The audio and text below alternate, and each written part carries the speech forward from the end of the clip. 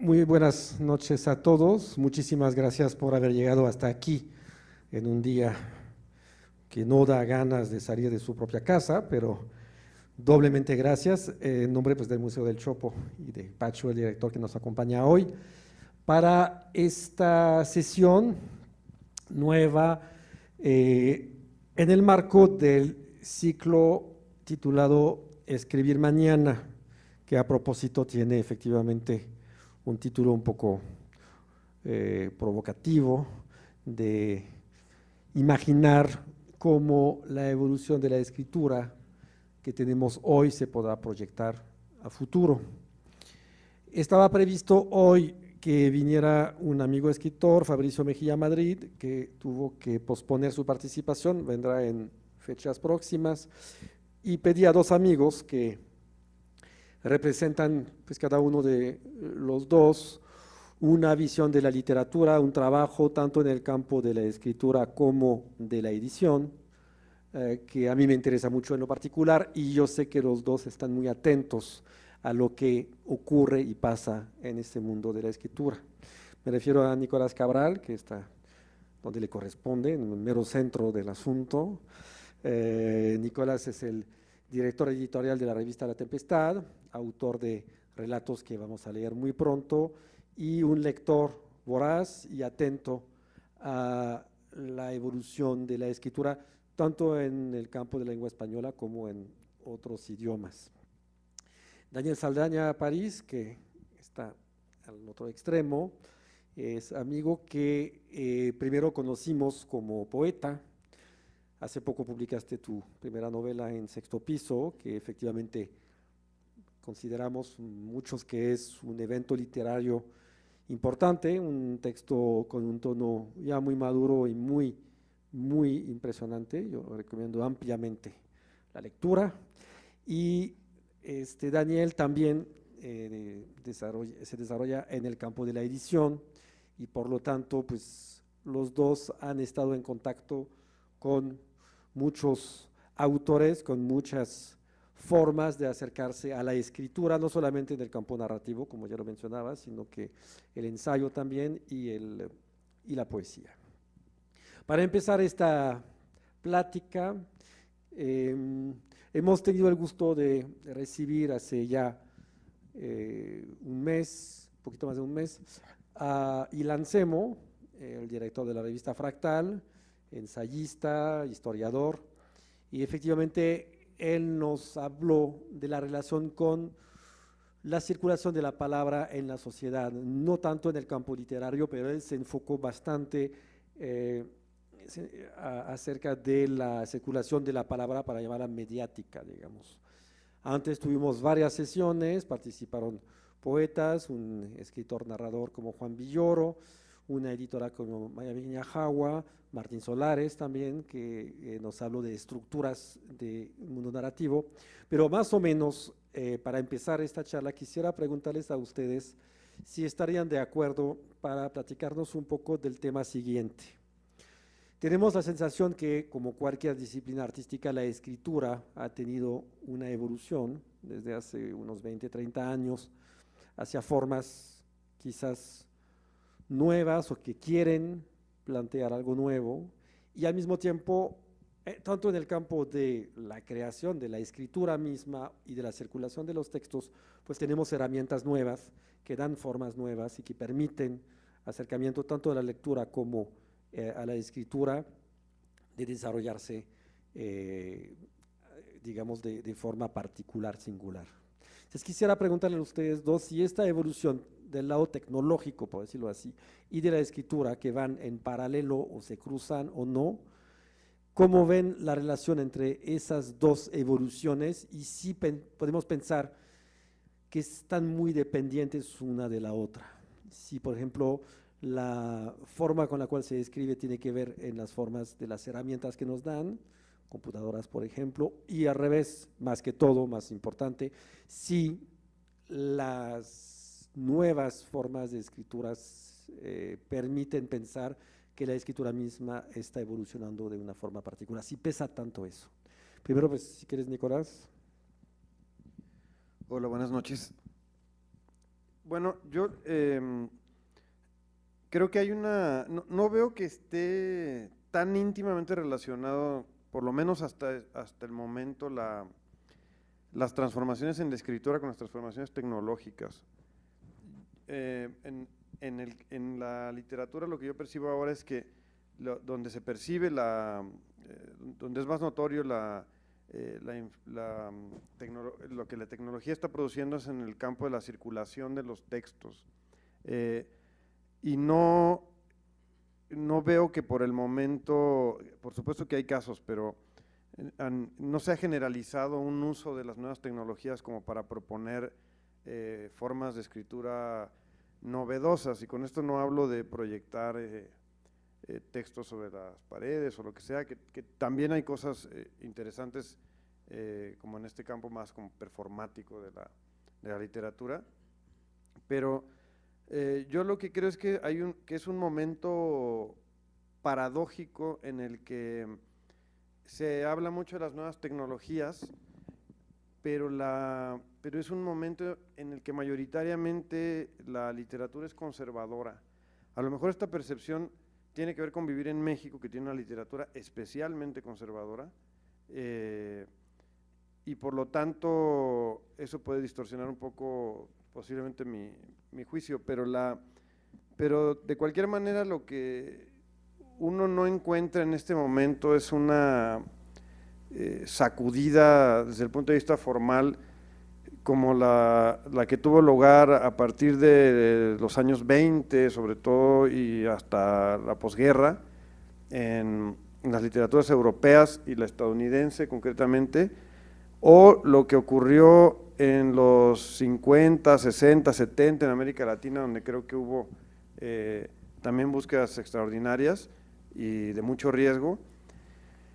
Y en ese sentido, creo que para la escritura fueron mucho más relevantes o de mayor impacto las guerras mundiales que lo que está haciendo en este momento la tecnología. Es decir, aquello lo que produjo fue hubo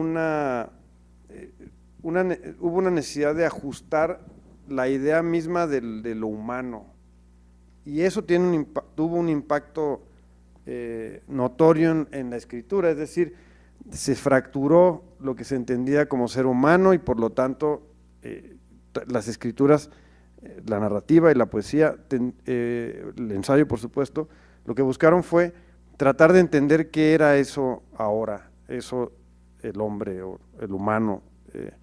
Y en cambio ahora lo que es verdad que hay en el campo experimental de la literatura gente que está haciendo cosas utilizando la tecnología, como cuando se popularizó Internet, que en algún momento se pensaba que el hipertexto era una posibilidad, es decir, relatos que se ramificaran, la posibilidad de oír música o ver videos en paralelo a la lectura, etcétera, que en realidad mi intuición es que eso fracasó porque nuestra relación con los textos ya es esa, de cualquier manera. Es decir, lo que hay es un entorno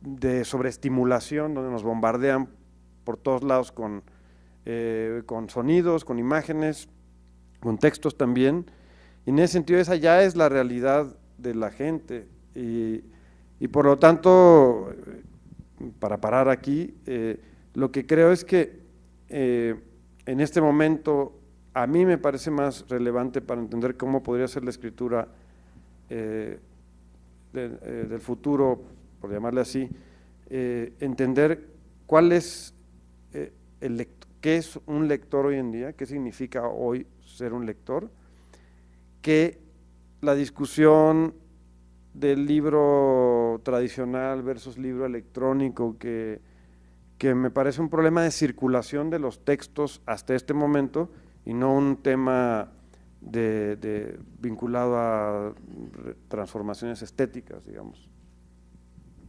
Gracias, Nicolás. Pues, Daniel, tú, para empezar un poco tu acercamiento a esas temáticas. Sí, pues gracias por la invitación. Creo que, o sea, sí coincido un poco en lo que dice Nicolás, que quizás como en en el asunto de la producción del texto no ha habido como un cambio fundamental propiciado por las nuevas tecnologías, sino a lo mucho como cambios ornamentales, es decir, pues quien escribe una novela en un procesador de texto, pues escribe una novela más maquetada de origen, pero son cambios que quizás no tienen pues eso, un alcance como de revolución de las formas o de lo que entendemos por literatura, ni nada parecido. Y sí, en cambio, se ha modificado mucho más violentamente el campo literario, digamos, el ámbito social de la literatura, la forma en que los escritores se convierten en figuras públicas o se mueven como en el campo editorial y todas esas cuestiones, ¿no? No tanto la producción del texto, aunque creo que, digamos, sí hay algo específico de las tecnologías, digamos, no es lo mismo escribir un libro en una tecnología concebida específicamente para la escritura, como podía ser una máquina de escribir o un cuaderno y una pluma, que escribirla en algo como una computadora en el que la escritura es casi secundaria, digamos, las computadoras no fueron creadas para escribir, ¿no? Son una tecnología hecha para muchas otras cosas y por lo tanto hay más ruido alrededor de la producción. Ahora no sé muy bien, no tengo claro cómo afecta eso la forma misma, o sea, sé cómo afecta, por ejemplo, mi proceso de escritura, ¿no? Sé que mientras escribo, pues me interrumpo constantemente y me parece que la interrupción en general es como un tema como muy presente y lo decía Piglia en una entrevista, ¿no? Que era como un momento en el que la interrupción era como el concepto, es muy inverosímil como el escritor que se aísla de forma definitiva del mundanal ruido como para escribir un tocho de 2000 páginas, ¿no? Es que es medio impensable como esa torre de marfil, porque bueno, hay mucho ruido en la tecnología o en el soporte mismo en el que estás escribiendo, ¿no? Te saltan ventanitas todo el tiempo. Pero sí creo que efectivamente no ha sido así como un cambio de paradigma radical al nivel de las formas del resultado, ¿no? Las novelas siguen siendo más o menos iguales y efectivamente en México son más iguales que nunca. Creo que también creo es conservadora la literatura en México, pero no sé si conservadora, más reaccionaria incluso, es decir, creo que todas las obras son un producto de su tiempo, solo que algunas lo son por reacción, ¿no? Y otras por afirmación acrítica quizás de los rasgos o las características del presente, ¿no? Quizás también hay escritores pues que se entusiasman acríticamente con Twitter, por ejemplo, y entonces creen estar haciendo como una especie de revolución de las formas por tuitear una novela que es perfectamente cursi y que podría leerse en cualquier otro soporte y que no ha cambiado su representación del mundo, ¿no? Ni su forma de entender la literatura, ¿no?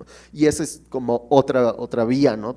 Pero sí creo que se puede rastrear en todas las obras, pues esa vinculación, bien sea por reacción o por rechazo del presente, ¿no? Que sería como la posición Vargas Llosa, o como de afirmación acrítica, de subámonos al tren de la modernidad y tuitemos cualquier tontería, ¿no?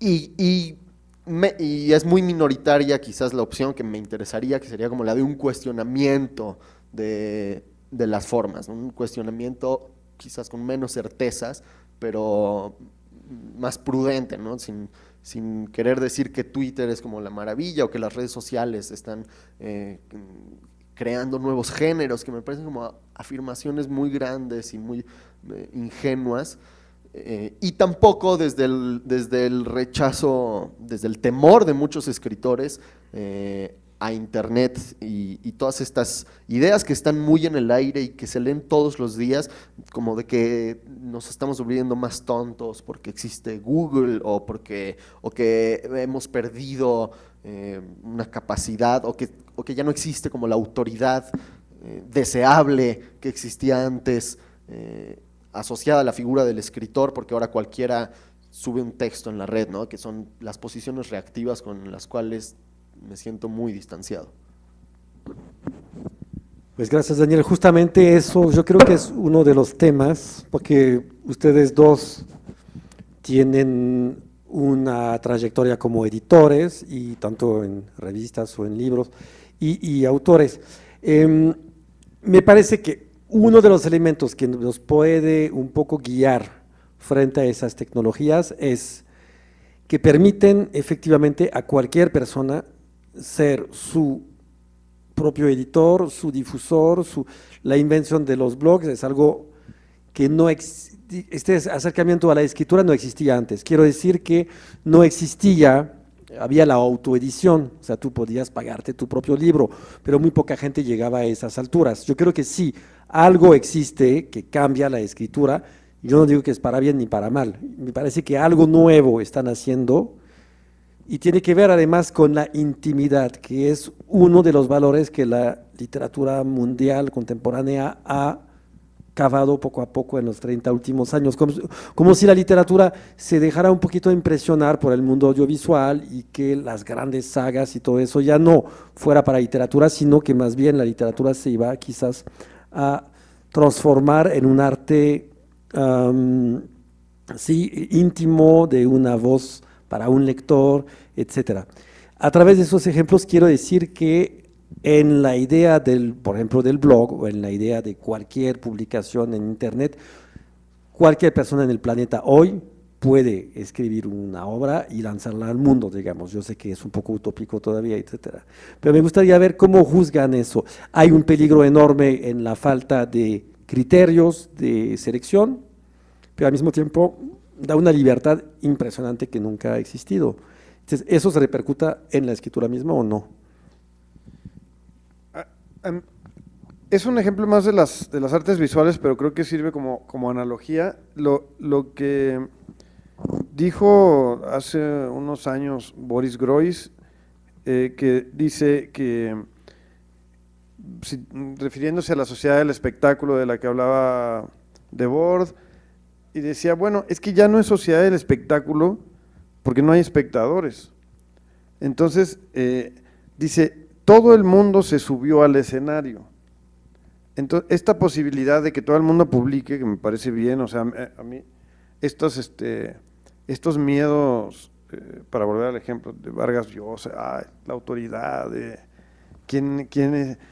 Pues es una nostalgia, porque definitivamente esta nueva cultura mina la figura del escritor tal cual la entiende él y tal cual la representa él, que es, sobre todo en América Latina, como esta idea del escritor intelectual, que hay una confusión permanente. Claro, Vargas Llosa, iba a decir para bien y para mal, pero no, para mal sí lo es, en el sentido de alguien que participa de la opinión política y al mismo tiempo sigue publicando novelas, cada vez peores, por supuesto, pero la cuestión es que lo que generó también la idea más que la red en sí, la idea de la red, es decir, de que todos estamos enchufados y todo el mundo tiene posibilidad de expresarse, es que cada vez que se va diluyendo la idea del espectador, del lector, es decir, porque para decirlo en términos de mercado, todo el mundo quiere producir, pero no consumir. No es exactamente así, digamos, porque consumo es es la principal práctica, ¿no? El consumo. Pero digamos, lo que incluso uno percibe, no me voy a referir a ningún estudio porque no conozco si existen, pero lo que uno percibe es que casi cualquiera que lee literatura hoy lo hace porque está esperando eventualmente también escribir, lo cual no tengo ningún problema. Yo creo que todos los que escribimos quisimos escribir porque leímos algo que nos sacudió de alguna manera, ¿no? Pero esta posibilidad, yo no estoy diciendo que esté mal, ni mucho menos, es más, me parece muy bien que fuera una sociedad de creadores, digamos, utópicamente, para volver a usar el término. Lo que me parece es que esta posibilidad de publicar en todos lados es bastante paradójica, porque al mismo tiempo nadie está leyendo nada. Es decir, todo el mundo puede publicar lo que quiera, pero no tienen lectores. Si no tienen lectores o tienen muy pocos lectores, los canales tradicionales que todavía, a pesar de todo, logran concentrar a un cierto número de personas, las editoriales, las revistas o un museo, es decir, todavía son espacios que aglutinan de alguna manera a las personas interesadas en alguna disciplina artística. El tema es que no creo que estemos todavía, que sepamos qué hacer con la cuestión de que todo el mundo sea creador. Y sobre todo porque lo que parece haber es un impulso de ser creador sin ser espectador.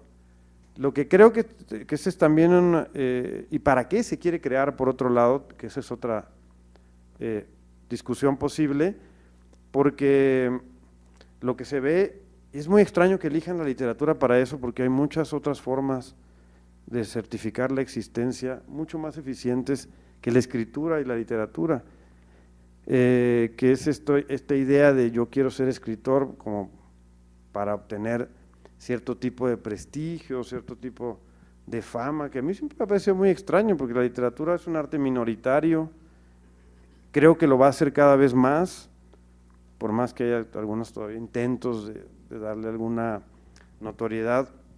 Creo que la literatura no tiene la centralidad cultural que tuvo, y me parece que eso es un hecho histórico, y en ese sentido me parece más viable ser un tweet star o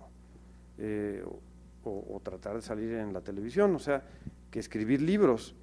Pero bueno, más allá de, o sea, son como distintas aristas de este tema de una sociedad de creadores, que en realidad fue el gran sueño de las vanguardias, paradójicamente. O sea, esa era la idea de acabar con el arte del virtuosismo y de la técnica, por ejemplo, en el caso de la pintura, es decir, adiós a la pintura de caballete, porque para tener la técnica, en realidad hay que ser alguien o que tiene un mecenas que lo financia, o que ya tiene el dinero para poder dedicarse a estar encerrado en un cuarto pintando, y evidentemente el resto de la sociedad tenía que ganarse el pan y salir a la fábrica.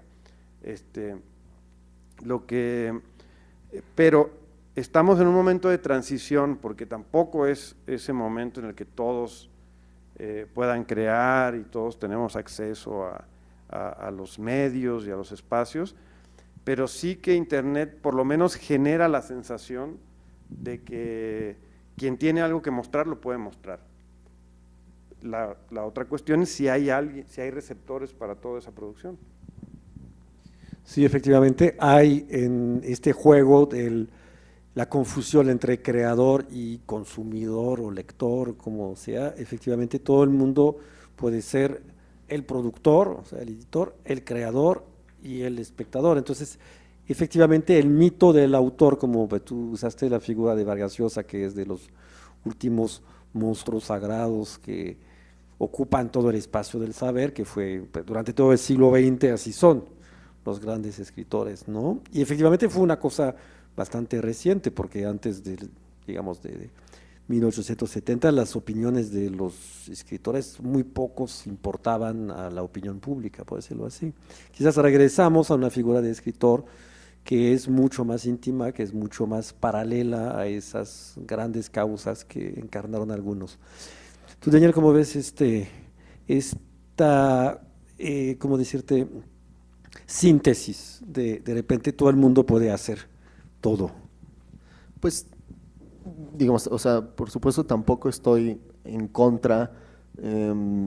Me gusta la idea, o sea, me gusta la idea de que todo el mundo pueda publicar y como lanzar su texto, pero luego nunca me he encontrado con nada que a mí me entusiasme en particular. O sea, como que me gusta en teoría y la posibilidad, pero luego cada vez que veo como los ejemplos de, salió de un blog y de pronto vendió millones de ejemplares, son siempre horribles, ¿no? Son cosas espantosas. Entonces, no, o sea, digamos, no sé muy bien cómo convertir esa posibilidad o esa teoría de que todo el mundo puede publicar en algo finalmente bueno o que a mí me satisfaga, digamos, por no ponerme absolutista, que es decir que algo es bueno o no, pero no sé.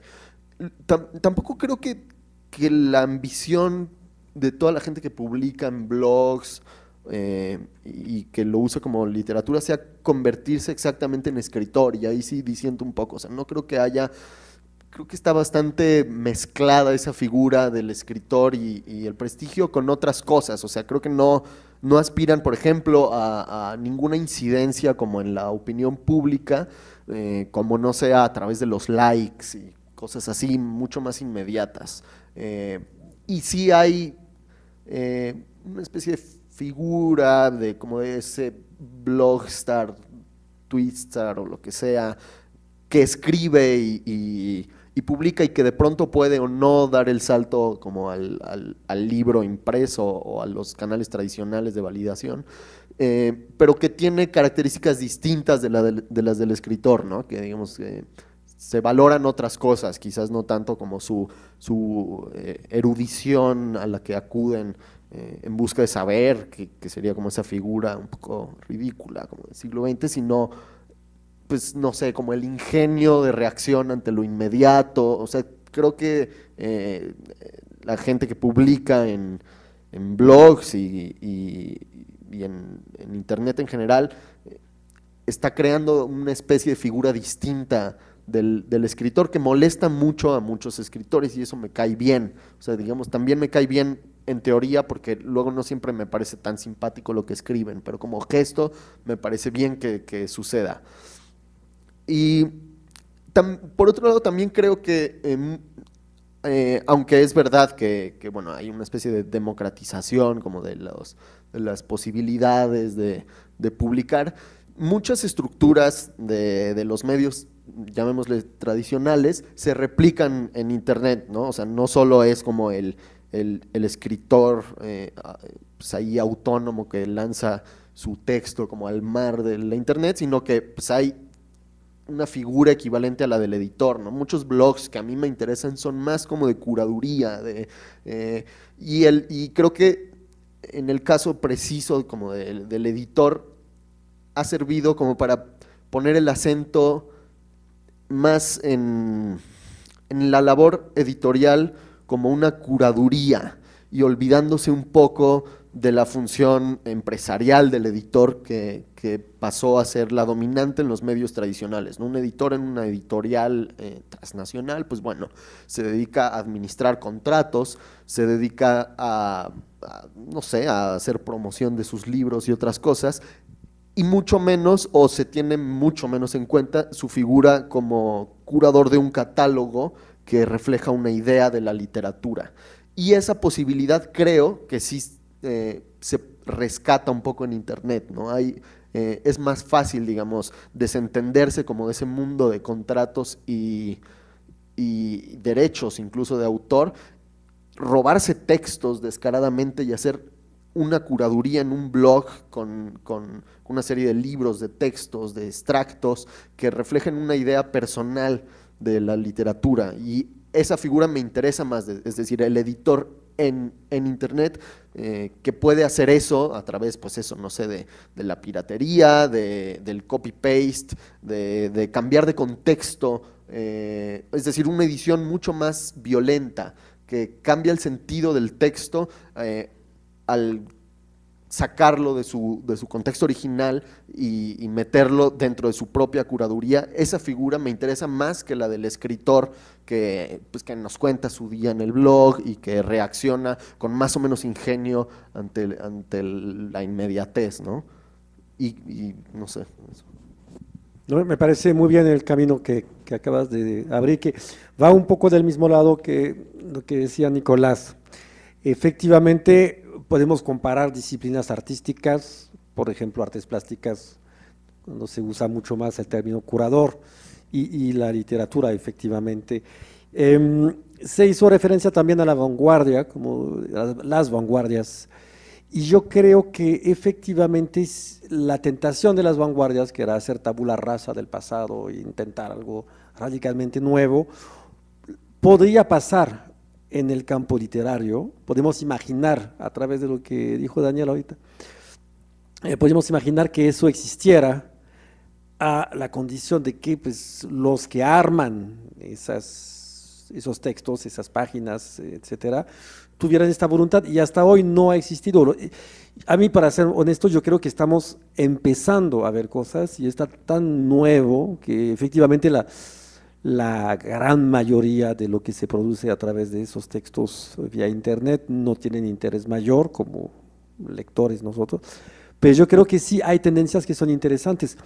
¿No piensan ustedes que sí debería de existir algún tipo de revolución en la literatura, después del futurismo italiano, surrealismo francés, si algo tuviera que, la literatura podría reinventarse un poco, sería a partir de lo que acabas de esbozar un poco, Daniel? ¿No crees tú, Nicolás? Creo que el tema de las vanguardias como tales es interesante porque la gran tragedia de las vanguardias es que todos sus sueños se cumplieron, pero en clave de pesadilla. Es decir, toda la idea, por ejemplo, en el caso de Duchamp, del arte no retinal, la gran paradoja es que en algún punto lo que artísticamente se produjo es importantísimo, pero lo que paradójicamente estaba ocurriendo es que estaban encontrando todas las tendencias del capitalismo hacia el futuro. Eso es como la virtud de la vanguardia, pero lo que involuntariamente consiguieron, es decir, que la predominancia, por ejemplo, del trabajo cognitivo, que hoy en día en esto que llamamos sociedad postindustrial, lo que vale son las ideas, por ejemplo.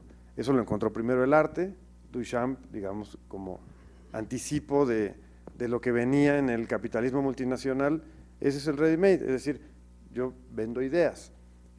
No estoy criticando a Duchamp, lo que estoy diciendo es de qué manera las vanguardias señalaron para dónde iba la cosa, pero hacia dónde iba la cosa era terrible. Y en ese sentido, yo no creo que se pueda repetir, y lo creía hasta hace unos años, lo creía posible, pero no creo que ahora sea posible ni deseable repetir la experiencia de las vanguardias en esos términos como incluso militares del término vanguardia, que es una de las cosas que más me entusiasma, por cierto, a mí, pero es la idea de un grupo,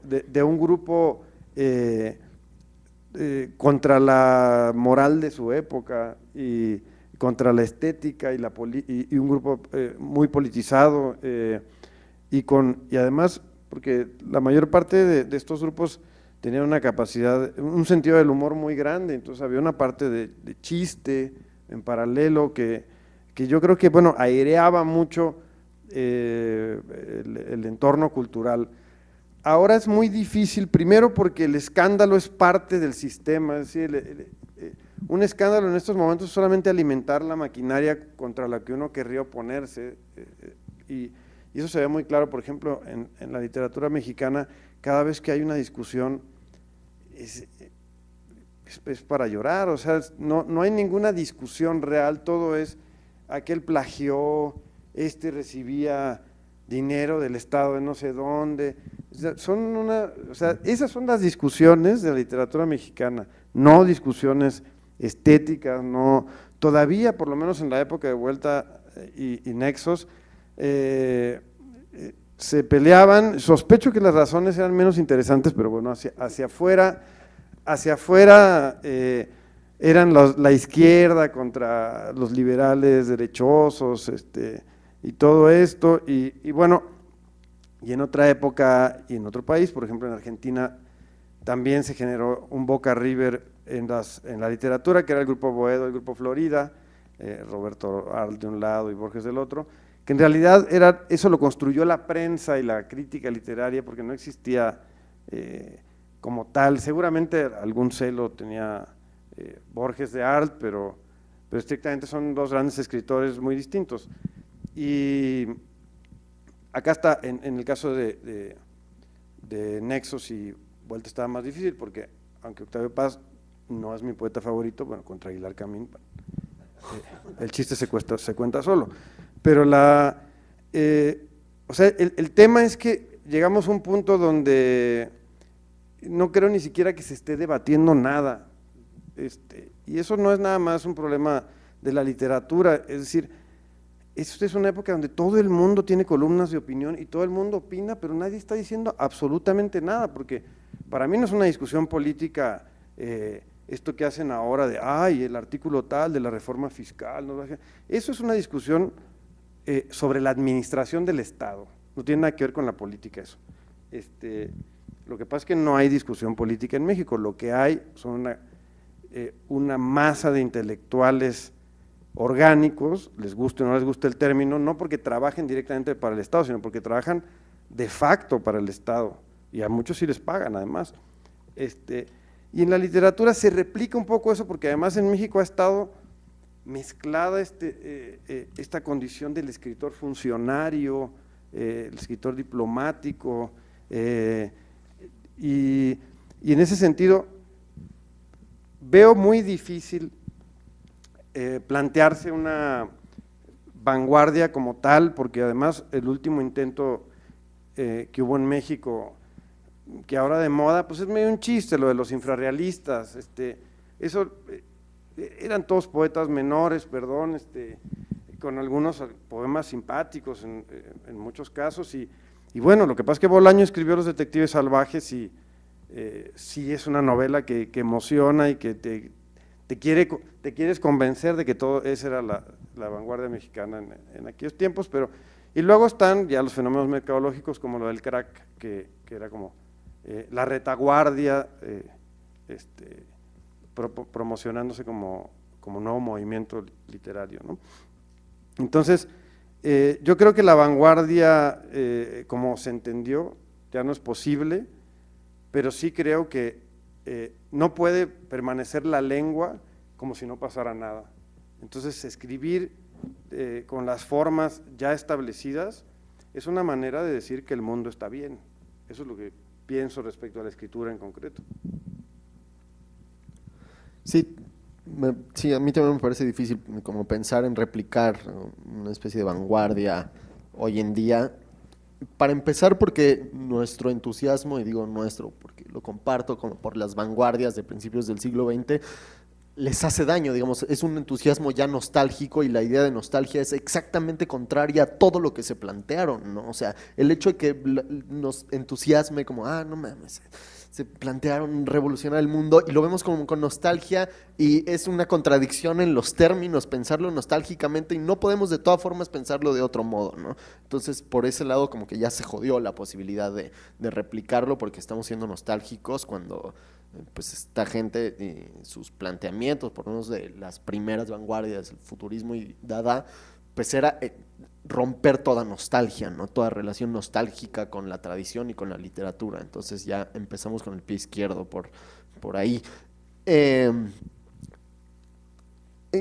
Claro, hay que de todas formas pelearse por algo, o sea, digamos, hay que, sí se tiene que modificar la literatura, no tengo muy claro cómo, o sea, no sé muy bien cuál es mi postura o qué signos están en disputa, porque pues sí, no hay una discusión como de ideas con posturas claras y legibles en el espacio público en México, y porque también parece, o sea, hay como mucha falta de épica, ¿no? O sea, como que no hay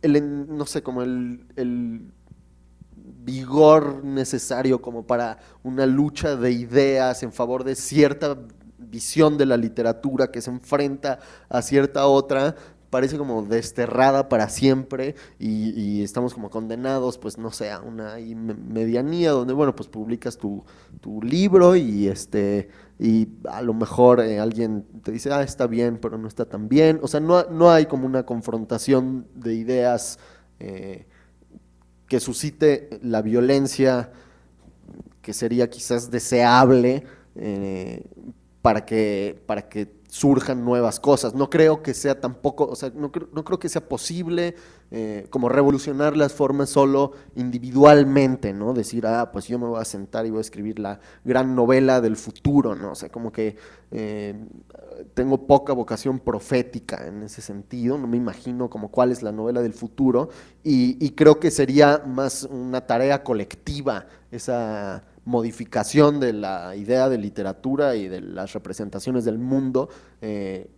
No la veo como una labor individual, y dado que el ambiente y la discusión literaria es efectivamente pues, risible y bastante menor, no se me ocurre o sea, cómo se pueda sacudir el mueble de la literatura, ¿no? Por eso, digamos, o sea, es la mía una visión más bien pesimista. No creo que vaya a cambiar como inmediatamente nada de la forma en la que se escribe, o que vaya a llegar como de pronto el autor que nos revele el camino. Y más o menos como en esta perspectiva pesimista, pues casi que por inercia y porque ya empecé a hacer esto, pues ya sigo escribiendo, ¿no? Pero no sé muy bien de dónde sacar como, no sé, las ideas y la violencia y la confrontación necesaria como para pelear otra vez los signos y pelearlos en favor de una idea clara de literatura. Tengo como pocas certezas como para abanderar una idea que le haga frente al promedio de lo que se publica, que claro que me molesta, y más o menos sé, digamos, entre las cosas que se publican, sé por qué me molesta lo que leo, pero no sé muy bien qué gran idea de la literatura oponerle, y no estoy, o sea, no estoy, la verdad, invirtiendo mi tiempo en pensar esa otra idea de la literatura. No sé, pues, al final uno escribe sus cositas y ya, ¿no? Pero justamente yo, para retomar un poco lo que se dijo antes y seguir lo que dice Daniel, creo que sí tenemos un poco de nostalgia de las vanguardias por una razón que era como decir, somos nosotros y ellos son todos los demás. Era como plantarse, digamos, en una sociedad para decir, nosotros representamos la invención, la creación, la inteligencia, con humor además, y todos los demás están fuera de eso. Y que es paradójico para un escritor, porque también escribes para que alguien más te lea. Yo creo que es un poco esta nostalgia que tendemos a tener, y por eso a veces leemos, miramos esta época como, yo lo mencioné al principio, como ahora todo el mundo puede ser todo el mundo puede ser el lector, el editor, el autor.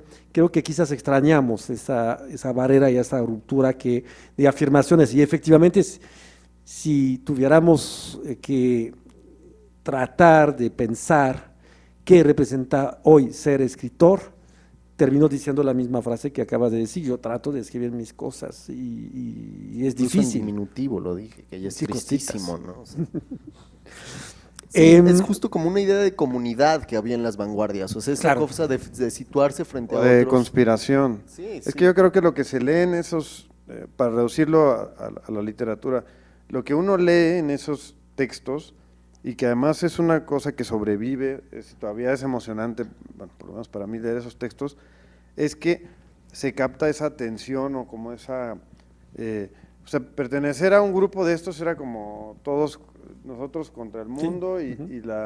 y como somos conspiradores, una especie de guerrilla, o sea, y de alguna manera sí lo eran, porque esos escándalos sí sacudían. Si se puede seguir hablando, por ejemplo, en la música, y eso, que no era precisamente el compositor más radical de su tiempo, cuando el famoso estreno de la consagración de la primavera de Stravinsky, que hace poco se cumplió un siglo, eso así, o sea, de donde la gente se paraba y tiraba cosas al escenario, y claro, bueno, ahora es impensable realmente, porque el escándalo está en la naturaleza de la cultura en general, pues, o sea, las noticias son todos los días escándalo.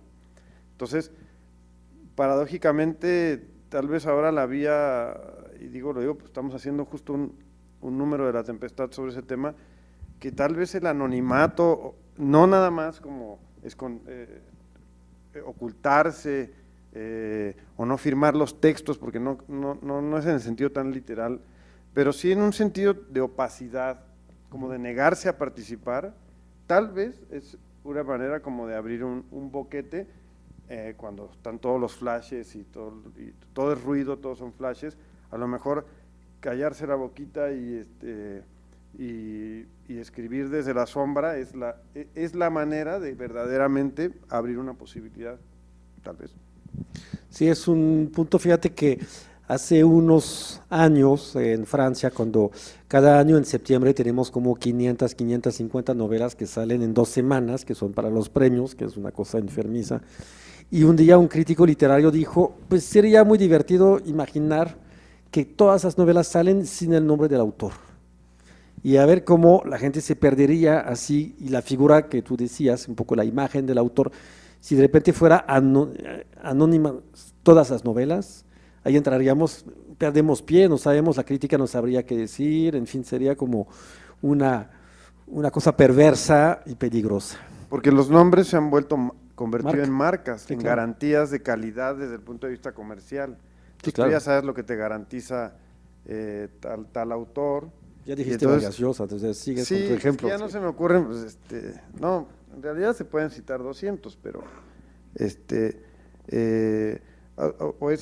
o sea, estas marcas, precisamente, pero en otras artes es igual, es decir, hay muchos trabajos mediocres que tienen una notoriedad especial por la marca que llevan, porque el consumidor, espectador, es como se orienta en el mercado. Para cambiar un poquito de rumbo, me gustaría que los dos me hablaran de dos temas ligados a la escritura, a la literatura, que son, yo creo, dos centros de reflexiones de cómo se usan y para qué sirven para la escritura. Primero es, yo creo que si hay una evolución de la relación del escritor con el lenguaje. Quiero decir que se ha tomado y se toma cada día más el papel del escritor, quizás es el hombre que va a proteger el lenguaje en un mundo donde el lenguaje está machacado por todo y todos.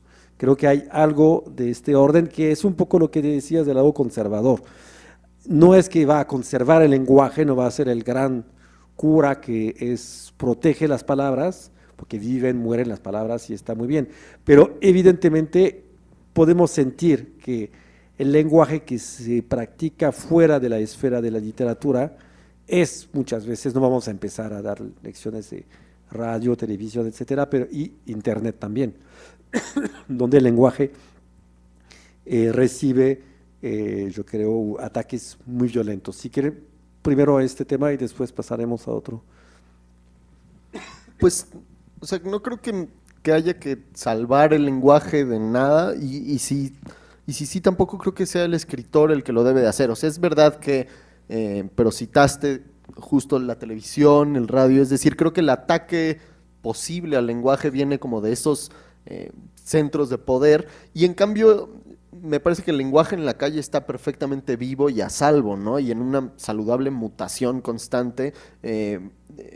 Para empezar, porque no es igual en ningún lado, ¿no? Digamos, hay una variedad infinita, por lo pronto del español, nada más en México, que no creo que haya que poner a resguardo, ¿no? O sea, digamos, por sí mismo se va modificando y creo que ni siquiera desde estos centros de poder o de estos como acumuladores de lenguaje barato que pueden ser como las televisoras, se puede como violentar el curso natural de una lengua hablada. Me parece como un poco impensable que haya que rescatarla, ¿no? A lo mucho quizás estar atentos a esas modificaciones como escritores y tratar como de asumirlas o de incorporarlas de algún modo a la escritura, si esa es la vía de un escritor, o sea, digamos, si eso es lo que le interesa, ¿no? Como tener oído para el español que se habla alrededor y más o menos hacerlo parte de la literatura me parece importante, pero algo así como resguardarlo o eso, como ponerlo a salvo de la frivolización, no me parece que sea el escritor, porque creo que digamos, es un mecanismo lo suficientemente dinámico, una lengua viva, como para que no necesite de guardias, ¿no? Y por eso también quedan tan ridículos los guardias del lenguaje, ¿no? O sea, digamos, la loca Academia de la Lengua y demás figuras que pues están rebasadísimos porque pues no pueden contener, digamos, un coso tan dinámico como una lengua viva, ¿no? O sea, no creo que haya que resguardarlo en ese sentido. Quizás sí, digamos, eso, oponer al lenguaje barato y esquemático de las televisoras y de los medios de comunicación masiva, pues oponer un lenguaje diferente, múltiple, que incorpore otras voces, que incorpore las voces de lo que se habla no solo en la Ciudad de México, sino un poco más allá, y ponerlo en circulación, fomentar, digamos, la circulación de ese lenguaje, pero tampoco, o sea, digamos, por sí solo circula lo suficiente, me parece. Yo creo que que la cuestión, que sería para mí una cuestión central de cómo se opone la lengua literaria a la lengua al uso, tiene que ver con el tema de la comunicabilidad. O sea, yo creo que una buena manera de oponerse es a través de no buscar comunicar nada. O sea, lo que abunda son mensajes y circulación de la información, comunicación, o sea, es un mundo sobrecomunicado. Lo que se nos exige es sé claro, sé transparente, comunica. Yo creo que lo que debe hacer un artista es exactamente lo contrario. Ser todo lo opaco y que necesite ser, no digo como un programa de ilegibilidad, tiro palabras al azar y lo que salga está perfecto, pero sí me refiero a que la claridad y la transparencia, ese es el mensaje en estos momentos del poder. Hay un texto que yo creo que es fundamental de Juan José Saer, que se llama La cuestión de la prosa, y que habla sobre la diferencia entre la práctica poética y la narrativa, en el sentido de que dice, los discursos de los políticos son en prosa, y la prosa es el mismo medio que utiliza el narrador.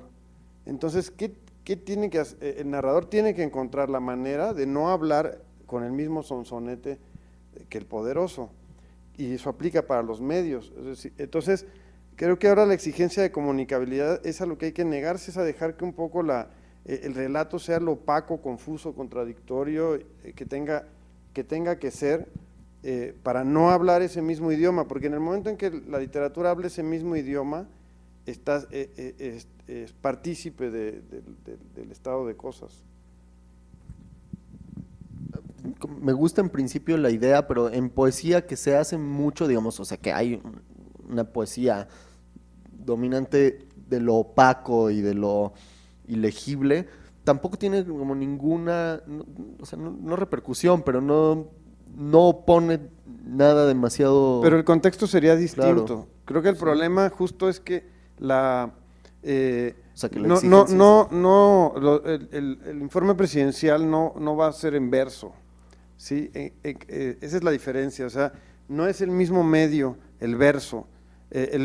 La poesía tiene una relativa ventaja en este punto, que no es el medio privilegiado de comunicación. En cambio, la prosa lo es en la prensa, o sea, todo es prosa. De hecho, y hay hasta un origen, lo prosaico, etcétera, como sinónimo a la vez de lo que está escrito en prosa y de lo mundano, que tiene que ver con eso, es decir, que es el medio que utilizamos de comunicación. Por eso lo restringía, digamos, a la narrativa, porque sí, efectivamente, creo que la poesía tendría otros problemas en este momento.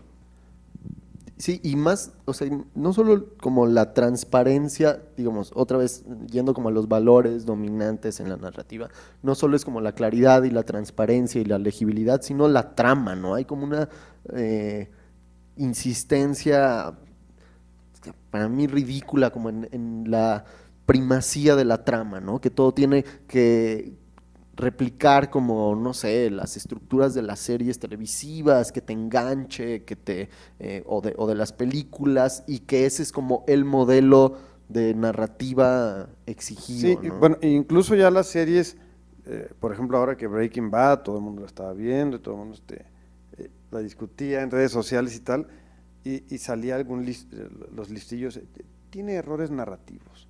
No Sí, sé, pero esa es según una- quién tiene errores narrativos, Sí, o sea, pero- es una idea de la narrativa como algo muy establecido, es decir, como que que un relato tiene que consistir en que tiene determinadas leyes y una determinada manera de desarrollarse. Pero aquí el tema es que la gran paradoja es que en un momento en el que el tipo de narrativa decimonónica se trasladó a la televisión, además con muy buena calidad, por ejemplo, todo el mundo se queja, nadie lee el cuento. Yo digo, bueno, si nadie lee cuento, ¿por qué escribes esos cuentos de fórmula, con remate? Y no sé, es decir, me parece ya imperdonable directamente a estas alturas que cuando a la literatura se la liberó de una serie de exigencias como contar historias, por ejemplo, cosa que ya hace la televisión de manera muy eficiente, o los periódicos a veces, ¿para qué una novela, un relato de la extensión que sea, tendría que cumplir con este requerimiento de contar una historia con un clímax y demás, cuando en realidad justamente la libertad que da la carencia de público es hacer lo que se nos pegue la gana? De todos modos se publica.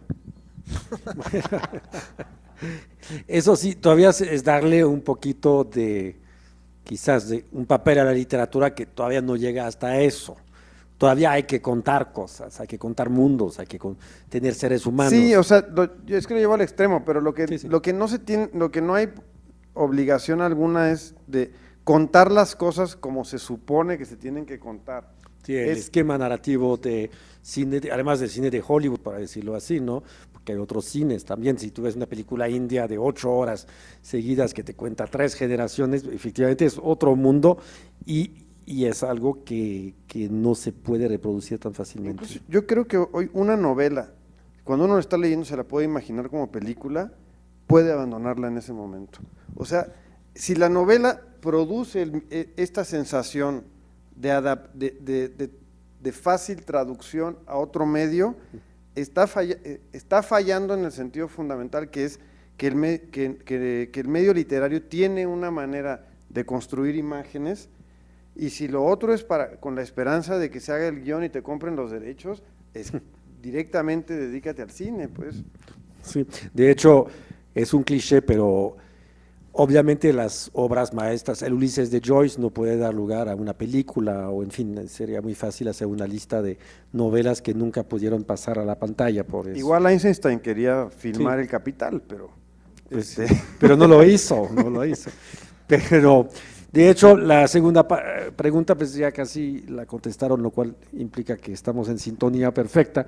No, era efectivamente pensar un poquito por un lado, cómo el mundo actual, y para volver a nuestro Internet, pues maneja mucha velocidad y aspira a algo sencillo, esquemático, transparente, valioso, y la literatura quizás hoy en día debería de estar interesada en lo no valioso, en quizás lo opaco de la poesía, en una cierta impermeabilidad. O piensan al revés, que la literatura debería estar pegada, digamos, al mundo actual para dar cuenta del mundo, porque también es uno de los papeles que tiene la literatura. Creo que, o sea, sí creo que tiene que dar cuenta del mundo, pero no replicando las estructuras y los lenguajes, pues eso, de otras disciplinas o de otras narrativas, sino pues poniendo como el acento en el lenguaje, ¿no? O sea, como que si no hay un trabajo con el lenguaje que sea como específico, una búsqueda, además personal, creo, con el lenguaje, una pelea, un pleito con el lenguaje, pues no tiene caso tampoco hablar o contar historias del mundo, o dar cuenta de ese mundo nomás porque sí, o porque haya que replicarlo en muchos libros y películas. Es decir, tiene que dar cuenta y hablar del mundo, pero a través de un mecanismo propio y de una asimilación distinta que no sé, digamos, o sea, creo que sí tiene que ser una búsqueda personal, pero sin poner como el acento como en el genio creador del individuo, del artista, sino como en su capacidad para pelearse un poco con el lenguaje y poner en duda algunos de los estereotipos pues, sociales y lingüísticos también, ¿no? No sé, algo así. Sí, es que me perdí un poco, pero la tecnología y No, demás, como el o sea, mundo actual.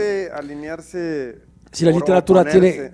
exactamente, si la literatura tiene que defender, digamos, valores y mundos que están adecuados a esos valores, que son la eficacia, la transparencia, la velocidad, o si al revés debería de estar volcada hacia otro lado. Es que lo paradójico es que cada vez que uno lee estos textos que intentan como responder a eso, es como que se deshilachan, no sé, es como, no ocurre el efecto deseado, digámoslo. Es decir, todos estos como que se entienden como novedades, y aquí hay que volver a la vanguardia, o sea, el fragmento es una apuesta de las vanguardias. Por ejemplo, entonces dicen, ahora tiene que ser fragmentado porque leen textos pequeños y la gente no se concentra. Bueno, eso ya pasaba antes de Twitter. La restricción, existió un grupo literario llamado Lipo en Francia, que esa era la base de sus textos, restringir también en extensión. Estoy seguro que habrá alguno que hizo poemas de versos de 140 caracteres, porque hubo todo ese tipo de juegos, de ejercicios. La famosa novela de Perec, El secuestro, que está escrita en franceses sin la E, ¿verdad? Que es la letra más usada por en lengua francesa, la elimina y no hay ni una palabra que contenga la E, y así está escrita. El secuestro es el de la letra. Y en la traducción española le quitaron la A porque es la más frecuente en español. Y entonces, eso de la restricción existía, el fragmento existía, es decir, lo que hace falta también es un poco de memoria respecto a lo que la historia de la literatura ya hizo un montón de cosas que ahora parecen novedades porque los nuevos formatos o medios se obligan a adecuarse a ellos. Pero yo creo que más que ponerse en sintonía con las tecnologías, lo que creo que es una cosa que la que yo no tengo respuesta, y si la tuviera ya estaría haciendo algo al respecto, es más bien plantearse quién es el lector, o sea, cuáles son los hábitos de lectura. Hay una cuestión que nos va, o sea, que a los escritores va a costar asimilar, es que no estamos escribiendo para el lector, para el que escribieron los autores, porque nos hicieron escribir. O sea, no hablemos ya de un lector del siglo XIX cuya relación con el texto era muy particular, pero no es tampoco la del siglo XX. A mí hay dos libros de Franco Berardi Bifo que me parecieron muy esclarecedores. Uno es que está en español, se llama Generación Post-Alfa, que es una reunión de ensayos sobre el mundo contemporáneo, y otro que está en inglés, pero que en algún momento seguro lo sacan en español, que se llama After the Future, Después del Futuro, donde básicamente lo que explica es que no hemos terminado de asimilar que a mediados de los 70 nació una generación donde ya había tele a finales de los 70 ya había tele en la casa. Eso que él le llama generación videoelectrónica no tiene el mismo cerebro que los que se formaron leyendo, por eso les llama postalfabéticos. No quiere decir que sean analfabetos, quiere decir que sus capacidades cognitivas no están relacionadas ya con la lectura. La lectura es un fenómeno lineal, por más que el autor haga lo que quiera con el texto, leemos, por lo menos en el mundo occidental de izquierda a derecha. Esa relación lineal con el texto produce una elaboración simbólica y pensamiento crítico. Vamos asimilando, digiriendo, criticando. Las generaciones videoelectrónicas tienen la tele prendida ahí, tienen la computadora acá, y están recibiendo estímulos de distintas fuentes y de distintas características, sonido, imagen, texto y los intermedios. Eso produce que no sean capaces de concentrarse demasiado tiempo en una actividad lineal. Por eso han aumentado los índices de, no sé cómo le llaman a los niños que no se concentran en las escuelas, todo eso, déficit de atención. O sea, todo esto está relacionado, pero luego parece que son cosas aisladas, enfermedades nuevas. No, lo que pasa es que el cerebro lo reventaron con tanta, o sea, nuestros cerebros están sobreestimulados y el problema es que la tecnología avanzará muy rápido, pero el cerebro tiene algunos miles de años, más o menos, con las mismas características y acostumbrados a ciertas cosas. Entonces, lo que yo creo que es la cosa crítica para el escritor es que aparte es un arte arcaico la escritura, que esencialmente sigue siendo la misma, más allá de que cambie de espacio y de formato, etcétera, pues al final la lengua, tenemos una expresión escrita que en algún momento supongo que cambiará, si todavía hay humanos para entonces,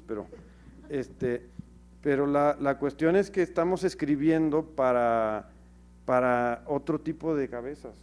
Entonces, yo no sé qué implicaciones tiene eso, la verdad. Pero bueno, yo creo que yo soy súper postalfa, porque, o sea, como que sí, aunque claro, leo, pero sí tengo mucho déficit de atención y me pasa mucho y cada vez más que o sea, empiezo un libro y lo dejo y empiezo otro y leo la mitad y luego retomo el primero y como que salto mucho de uno a otro y creo que, o sea, en algo modifica también la escritura, o sea, como que pensando en escribir para un lector como tan distraído como yo, pues, o sea, claro, mi novela es una sarta de disparates porque un poco me pasaba eso, o sea, como que estaba escribiendo, de pronto me aburría de algo y era otra cosa o sea, creo que no me imagino que tenga que ser un ejercicio tan deliberado, normal que la gente pues escriba distintos y está acostumbrada a leer Probablemente distinto, ocurra ¿no? O sea, natural, o sea, sí. es decir, es un cambio cultural y entonces en algún momento se van a alinear las cosas, es decir, ni siquiera te planteas que cómo es ese lector porque ya eres uno de esos lectores, pero creo que, digamos, tratando de elaborarlo desde el punto de vista crítico, Sí. o sea, lo que creo es que no hemos asumido que hubo una especie de revolución callada ahí, pero de las cabezas, que a lo mejor explica por qué tantos programas de fomento a la lectura y todo no tienen ningún éxito. O sea, a lo mejor no pueden tener éxito y no hemos querido asumirlo. Pues yo creo que con esta palabra tan optimista vamos a, En resumen, ya a se fue toda parar la chingada. por lo menos la discusión ahí y pues preguntarles a ustedes si tienen alguna pregunta o aclaración, comentarios, críticas, eso sí se acepta. O ya Nicolás Cabral aplastó todos los cerebros que están en la sala Bueno, y a todos se decir, quedaron es la mala pensativos noticia. diciendo pues ya todo se fue. No, pero yo creo que la posición pesimista es muy estimulante. Sí, no, yo no estoy en contra. O sea, no, de verdad, porque No, me siento ahora con ganas de llegar a escribir Porque, y todo, no, o sea, sabiendo que no me va a leer a ni mí lo que me Dios. producen estos, digamos, ensayos sobre la condición contemporánea es que uno, en realidad es más frustrante no saber por qué están pasando las cosas y tener esta voluntad, justo como decíamos, de las vanguardias, de hacer, y mejor entender por qué eso está condenado a fracasar directamente y tratar de pensar las cosas desde otro lugar. No quiere decir resignarse ni nada, pero es nada más que esta repetición que además fue constante en el siglo XX y ya empezó a fracasar desde hace décadas en la política y en las artes, como esta voluntad de vanguardia entendida tradicionalmente. A mí me parece más útil saber por qué no se puede y buscar otra cosa que el voluntarismo nada más por quererlo lo vamos a lograr, creo. Gracias por la aclaración. Pero, pues entonces creo que con esas palabras iremos a meditar todos sobre nuestra condición de lector, de algunos autores, editores, y pues les invitamos a seguir el ciclo. Tendremos el gusto de estar con Mario Bellatín, después Néstor García Canclini y Emmanuel Pierrer, que nos visitará de Francia. Pacho, ¿tienes? Hay gente en el streaming, sí. Había un promedio entre 11 y 20 permanentes y 30 más o menos. Entonces, dales multitudes. El Twitter, para los que lo están escuchando, es @Museo del Chopo para hacer preguntas. No sé si aquí nadie tiene preguntas, ya lo dijiste, ¿verdad? Pero nadie levantó la mano. Bueno, yo quisiera preguntar entonces algo. Mucho de lo que se habló, bueno, yo creo que ha habido afirmaciones contradictorias, paradójicas, muy interesantes, lo cual me parece bastante sano. Si hay lectores o no hay lectores, y a ratos decían que sí hay otro tipo de lectores que están, y la propia gente que está escribiendo en internet sin pretensiones de ser escritor, pues están leyendo a ese nivel, digámoslo, ¿no? Para lo que quizás no hay lectores para esta literatura tradicional. Sin embargo, a mí sí me sorprende que, digamos que en por decir algo, a ver, se ha ampliado mucho más dentro de la cultura pop, si es que podemos llamarlo, el interés por la literatura que antes. O sea, incluso en mi generación, yo como rockero de los 80, es increíble cómo las revistas o los medios dedicados al rock incluyen la literatura. Digamos, programas de radio, Rulo, Frente, Marvin, ¿no? Las propias gentes que se dedican a las redes, en Plaqueta, o sea, un chorro de gente que circula dentro de la que podríamos llamar cultura pop, no dentro de la academia o el ámbito del sistema literario, tienen opiniones respecto a lo que se escribe. Quizá no opiniones con una gran memoria literaria de otros siglos, pero eso a mí me llama bastante la atención, lo cual es bueno y es malo, ustedes mismos lo han dicho, ¿no? Entonces me parece bien sano que aquí se haya afirmado y negado al mismo tiempo las cosas, porque lo que también creo que está cambiando es la forma en que estamos pensando al escritor y estamos pensando la práctica escritural, no la literatura sancionada como excelente, sino la práctica. Me encantó la imagen de escribo mis cositas. Sí creo que ahí está el ámbito, el escribir sin necesariamente, o sea, porque por otro lado se celebra la pérdida de la figura del gran escritor, pero el precio es esa sombra, ese anonimato, esa falta de impacto más allá de, ¿no? Los cuates que te leyeron. Pero a lo mejor también es bueno y también es malo. También es bueno, también creo que los programas de fomento de la lectura, quién sabe si funcionan, pero también creo que por eso coincido con ustedes también en la crítica a Vargas Llosa, esta idea de que la gente no lee de siempre, y volviendo a los 80, ir al Tianguis del Chopo, donde se vendían libros, es impresionante porque los libros se venden, y está la gente comprando. Lo que no se leen son los libros sancionados por los críticos de esa década, de que deberían de leerse, pero ahí se está leyendo a Ray Bradbury, o sea, a muchos autores góticos que tienen que ver con los intereses de ese ámbito, ¿no? Entonces, bueno, hasta ahorita no he preguntado nada, es como que estoy diciendo, pero la pregunta iba porque creo que estas paradojas me recordaron mucho un artículo que ayer o antier Rafa Lemus difundió en el Twitter, y la pregunta es específicamente si lo leyeron ustedes, nada más.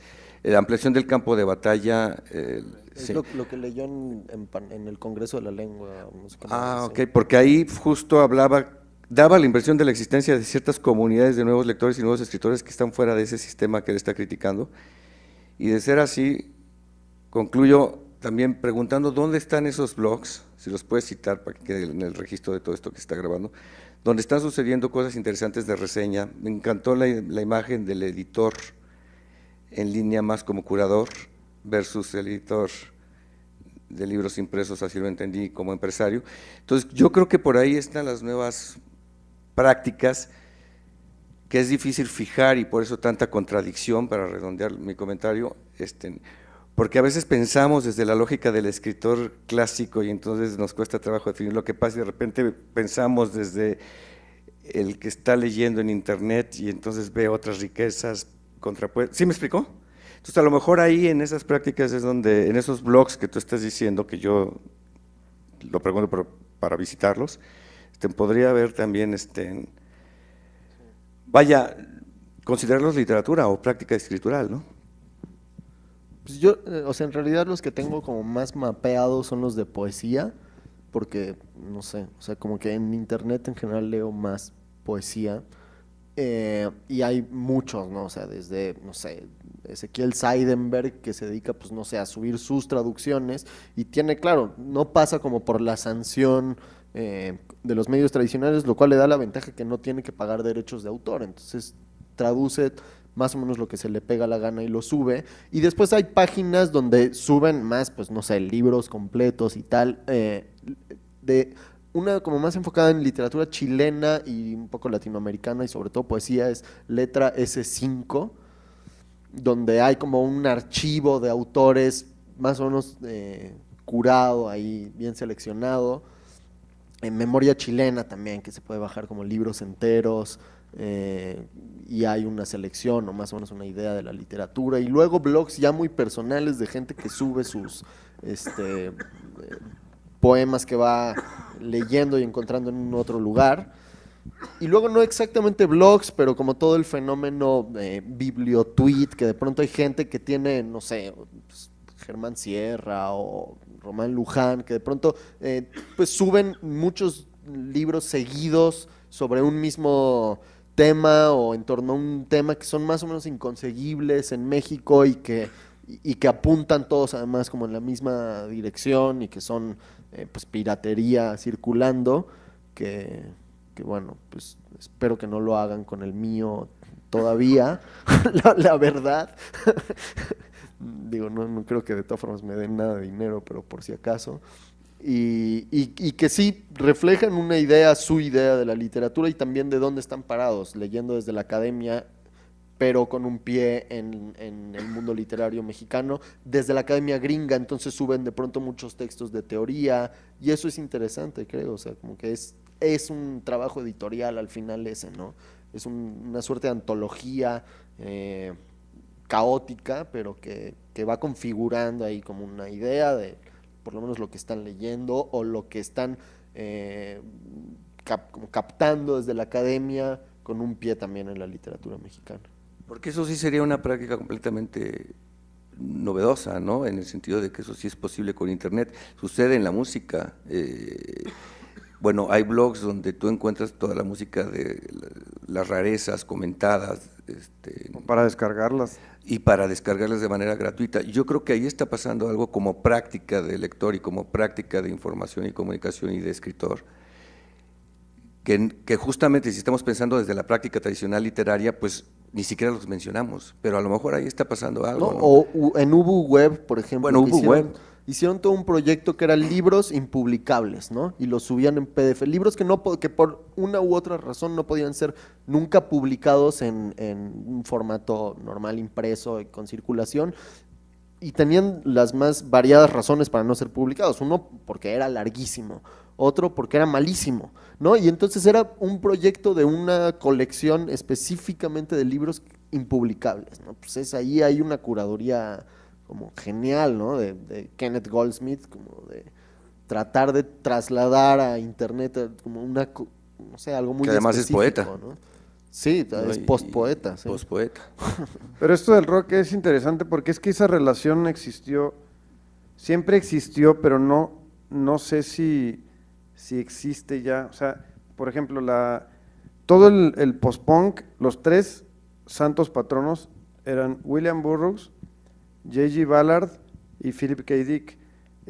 Y todas las bandas tenían citas, Joy Division, la que me digas, de esos grupos. La relación literatura y rock era muy fuerte y siguió siendo fuerte muchos años. Yo podría decir que aunque vengo de una familia de lectores.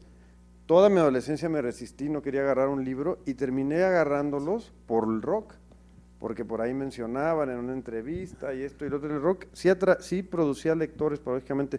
Lo que pasa es que el rock tenía una preeminencia que ahora tiene el pop más comercial, digamos. Y bueno, yo todavía no le voy a Rihanna a recomendar libros, pero… pero se encuera por sí, escándalo. Sí, digamos, tiene otra oferta, pero esa es la diferencia, que en aquella época las bandas pues eran muy populares, era otro momento ahora están muy segmentados como los públicos, pero incluso todavía en los 90, no necesariamente en literatura, pero esto que Kurt Cobain se ponía una camiseta de una banda underground que le gustaba a él y subían las ventas. Ese poder no lo tiene el rock y en una época lo tenía para generar lectores. O sea, antes se generaban lectores desde otros frentes, no solo desde la propia literatura. Sí, pero ahora el rock adolece el mismo problema, si lo queremos llamar así, que mencionabas del anonimato, en el sentido de que hay menos grupos hegemónicos y hay una mayor cantidad de grupos con poca capacidad de convocatoria, pero lo cual también me parece sano, es decir, la pérdida de la figura del escritor y la pérdida del superstar Bono, pero sin embargo, pensando en México en los 80, pues ahorita hay muchísimos más grupos tocando para poquitos, pero me parece súper sano, editando sus sellos, etcétera, etcétera. Otra analogía que quisiera hacer que ustedes insinuaron es lo del white label, ¿no? De los sellos blancos donde no había créditos, justamente para valorar por encima del autor el contenido musical, ¿no? Entonces, vaya, sí creo que la literatura, y ahí no tienen que estar de acuerdo conmigo, es como digamos de los campos más atrasados en cuanto a este tipo de rupturas o experiencias que se dieron en las artes visuales o en la propia música, que incluso también tecnológicamente, que estoy de acuerdo de ustedes en cuanto que no hay que rendirle culto a las nuevas tecnologías como los propiciadores de las grandes renovaciones, ¿no? Pero lo dijo Kenneth Goldsmith aquí en el museo que estuvo sentado, ¿no? Internet es para la literatura lo que el sampler fue para la música, ¿no? Y el sampler, digamos, en la música sí propició cambios extremísimos, y quizás es muy reciente en ese sentido. Pero ya Burroughs decía que la literatura tenía 50 años de atraso respecto al arte. Bueno, lo dijo hace 50 años, o sea, lo que pasa es que él ahora decía… tiene 100 según mis cálculos. No, porque se refería, por ejemplo, al collage, y entonces por eso él trataba de emularlo con el cut and paste, o sea, sí es verdad, pero porque también es un arte, bueno, respecto a las artes visuales no, porque si creemos en esta historia, bueno, las pinturas rupestres son anteriores a la literatura, pero fuera de eso, la realidad es que la escritura es como un arte muy antiguo y que ha permanecido bastante fiel a sí mismo durante muchos siglos, a diferencia de… claro, a un nivel de técnica, de escritura, evidentemente en la literatura tenía unas transformaciones brutales, pero por eso yo decía que a lo mejor la discusión está demasiado centrada, no aquí, pero que uno lee el impacto del libro electrónico y todo eso, pero hay muy poca discusión sobre estéticas, o sea, es decir, se discuten mucho los medios, pero no las formas. Bueno, ya me voy a bajar de aquí, pero nada más lanzo y ya cierran ustedes cuando lo consideres. A nivel de estéticas, ¿considerarían ustedes que los videojuegos podrían implicar una forma de nueva narrativa que sintetizaría justamente todos los recursos probables o potenciales de Internet? Pues es que sí son una forma narrativa, pero digamos, también es cierto que la literatura o la novela o el cuento no es la única forma narrativa, existe el cine, existen ahora las series de televisión, existen los videojuegos como forma de narrativa en la que además uno tiene participación, digamos, como esos libritos que había antes que se llamaban Elige tu propia aventura, que tenían un poco esa, de escoger finales alternativos, o Rayuela, sí, o sea, sí son una forma narrativa. La relación con la literatura sí no la no creo que exista. O sea, creo que lo que ha tenido impacto el videojuego es en el cine, y así de manera clarísima, y no solo en las películas donde parece que es más obvio, como porque la cámara los va siguiendo y van disparando y todo eso. Por ejemplo, Elephant de Gus Van Sant la filmó así por los videojuegos, porque dice que como ahora estos chavos ven así las cosas como un videojuego, por eso es la cámara que los va siguiendo por largos pasillos, y vas viendo la nuca del personaje. Pero en la literatura, digamos, sí creo que hay salvo algo que se me escape, así a un nivel general, no, sí creo que totalmente son una forma narrativa, como hay varias formas narrativas que han posibilitado los medios nuevos, pero ahí sí con la literatura, salvo que hagan, no sé, un juego de Hamlet, que tengo mis sospechas de que no va a ocurrir, pues no. Bueno, sí, con El Señor de los Anillos, ese tipo de cosas sí, ¿no?